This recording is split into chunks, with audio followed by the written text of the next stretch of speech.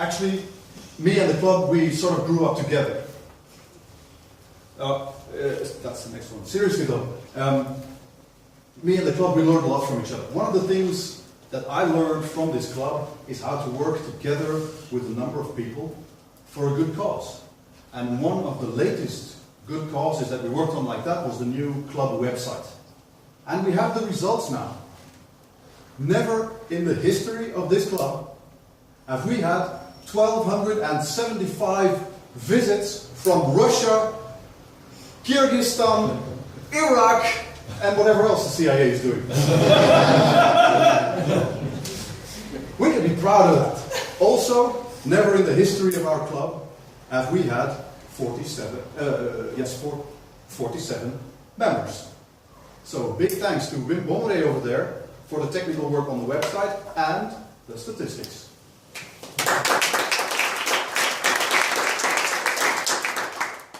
But this is just the beginning. You know, when I take one good look at all of you, I realize that there is much more potential. We have membership covered now we can get to work. We have a long road ahead of us, and tonight we are taking one more step. Now, in the 5 years that I've been in this club, I've seen people develop their skills. I've seen the most spectacularly good meetings, such as Johan Guthrich's 5-year anniversary meeting. I have seen that we are, in several respects, ahead of other clubs. We are very professional, very organized, very streamlined. We are also very relaxed. We have beers. But there are other successes that we haven't quite achieved yet. We are not doing so well in competition. And in the summer, we are not organizing events where half the country shows up. So we still have some work there. But we have 5 more years coming up. And in those 5 years, I still have dreams for this club. Now, I will not say, I have a dream! Because then you would think that I was plagiarizing Melania Trump. Now, is it just me or does she look a bit confused there? But yeah, honestly, I don't mind because she has such beautiful blue eyes.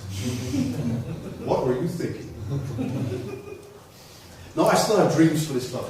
I dream of us working together so well that quality is just an automatic result of it. You know this feeling? That we are just the best. We can't help it. We're just so awesome.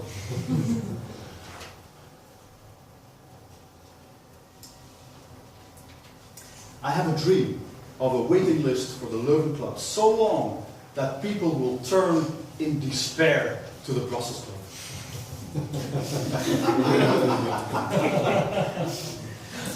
But awesome is not a thing like anything in life. It's not a known road to a well-known destination. No, it's a long and winding trail, and we will be taking many different steps, some of which in completely the wrong direction, but we'll be taking them with style. I want to talk to you about 2 aspects of awesome tonight. The smiles and the guts. Let's start with the smiles. Humor is your gift to the audience. It's also a wonderful way to boost your attractiveness as a speaker. Or perhaps some of you prefer the picture like this.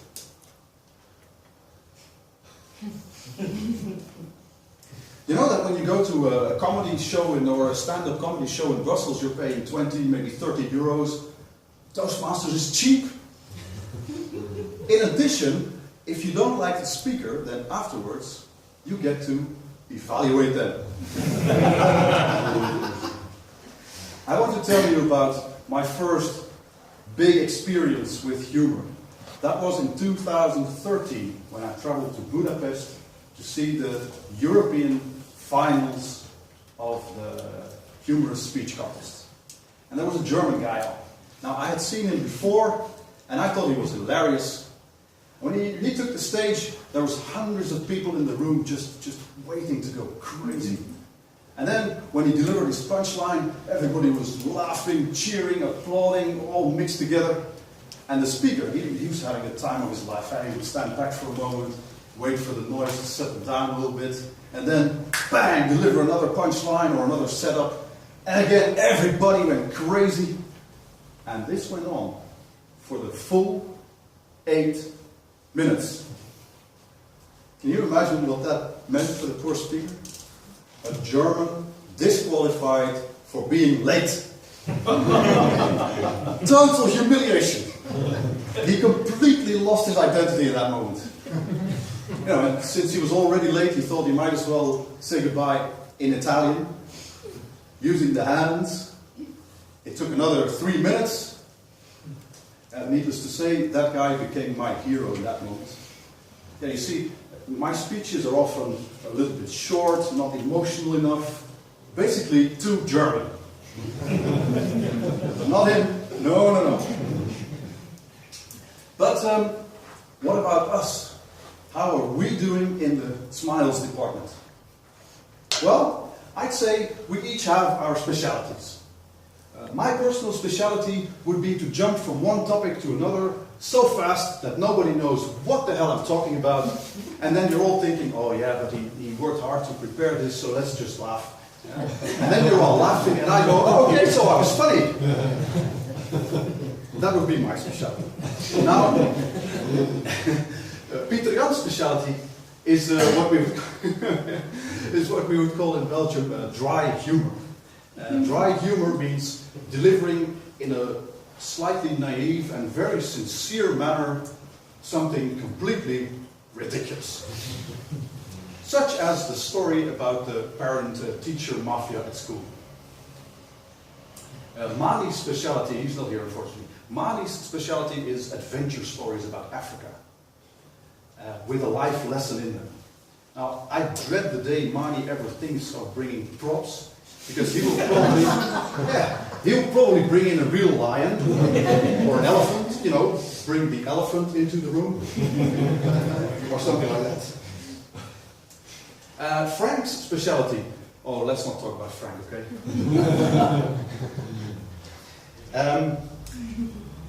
Tatjana's specialty is, well, very special. Tatjana's specialty is educationals, but educationals with a real practical purpose. Not high-level abstract concepts, no, very useful life skills. Such as how to launder your drug money. She may not look the part, but Tatjana knows everything about drug money. Without getting caught, of course. Yeah, I realize it's a big gap in our education system. So thankfully, Tatjana is here to fulfill our needs in that department. Anything is possible in Russia. Yeah. Now, for the last, let's say, year and a half, 2 years, I've been meaning to get better at humor, to learn about humor.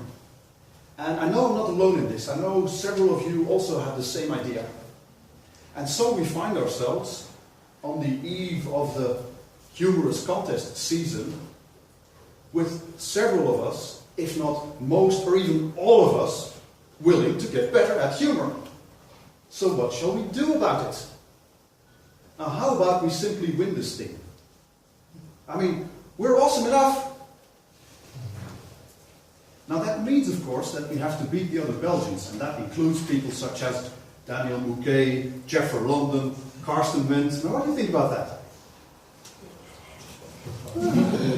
I wasn't expecting that much enthusiasm. You guys are awesome!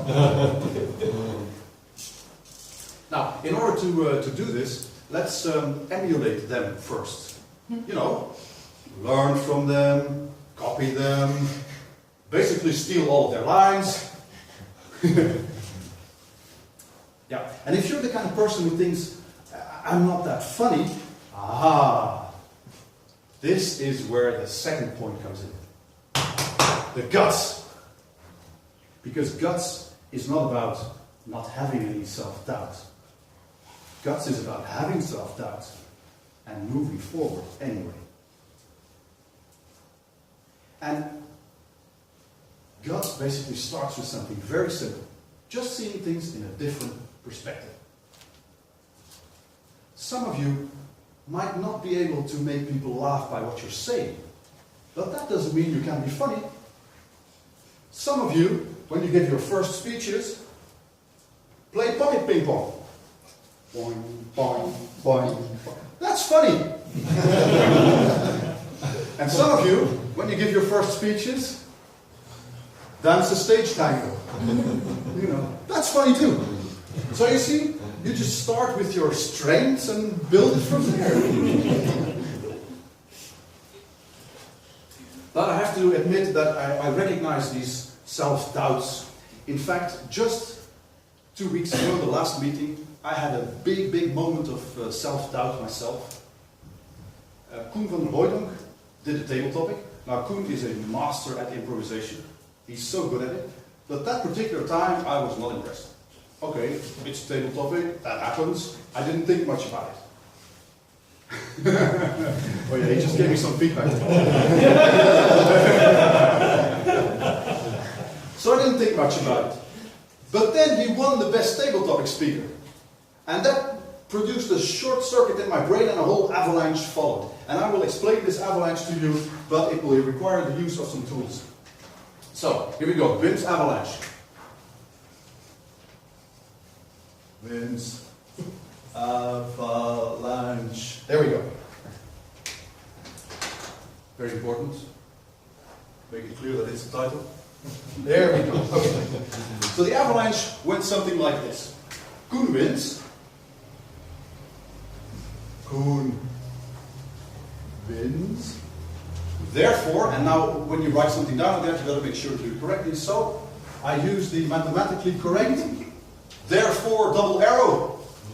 Therefore, and then the next step was Wim will never win. That's what happened. Wim will never win. Okay, now of course there was something in between those.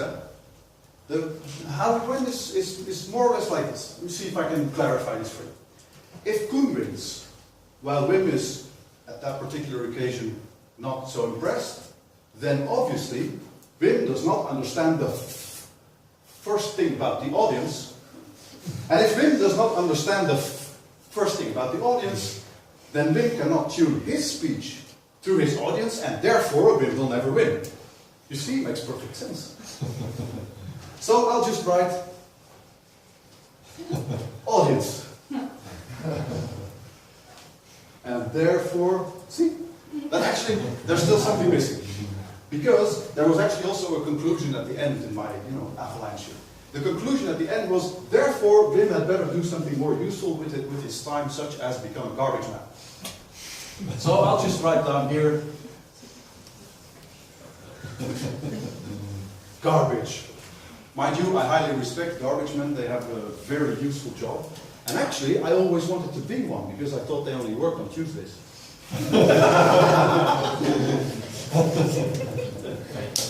There you go. But, nevertheless, I didn't feel very happy in that particular moment. And so, thankfully, I spoke with a friend and fellow club member, and he made me see things a little bit differently. He made me see that we all have our own particular style, and I have my own particular style, and in that style, there are some things that people love, and there are other things that don't work so well. So all I have to do is build my own speech, get some coaching and so on, and work with what works. It seems perfectly logical now, doesn't it? But I really got stuck there for a moment. I told you, it was a big moment of self-doubt. Now, either that, or the guy was just trying to make me feel good. I don't know. I never know whether I can trust Peter.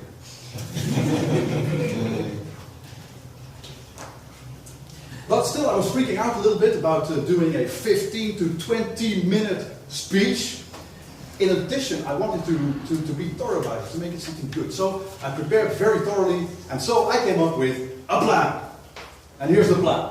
First, I would study all of the requirements from the manual for this speech.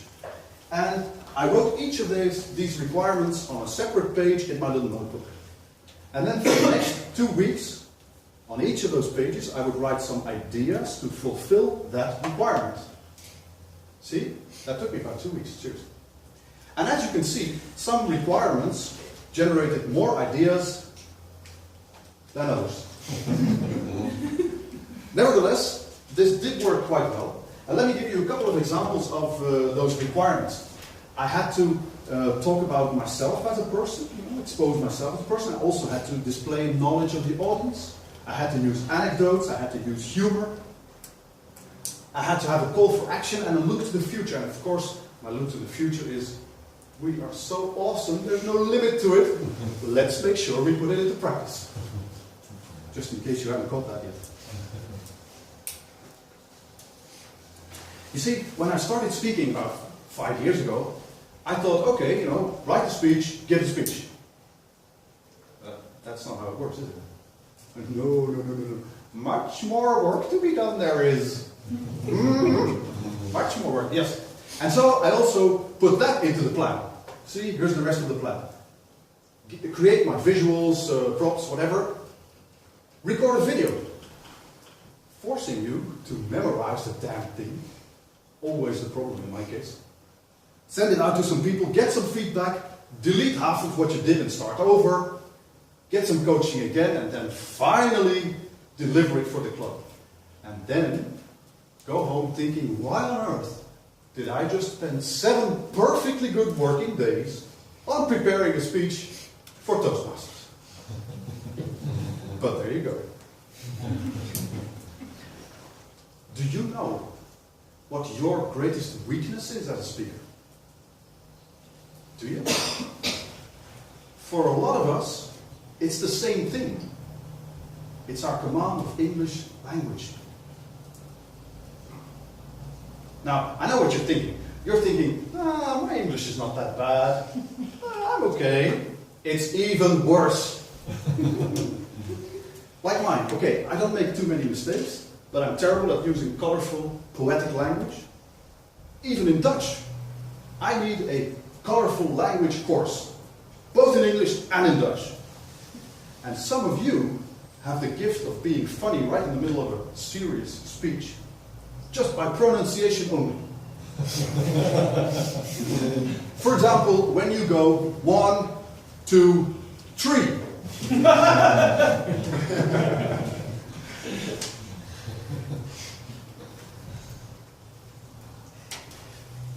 I'm talking about the guts to do something about that as well. And I can tell you, pronouncing TH in English is really not that difficult. You just put the tongue there, listen to what a native speaker does, copy their sound. Of course, in the beginning it will sound off, and it will feel off, but you'll get used to it. Oh, and the grammarians are hilarious too. Huh? The grammarians, they then go, yes, you have very good English gesproken, or something like that. Brilliant. Ladies and gentlemen, I'm coming to the end of my time now. And, there you go. He asked me. So, let me just summarize for you. 1, we are awesome. 2, awesome is about smiles and guts. 3, pay attention to the workshop that is coming up.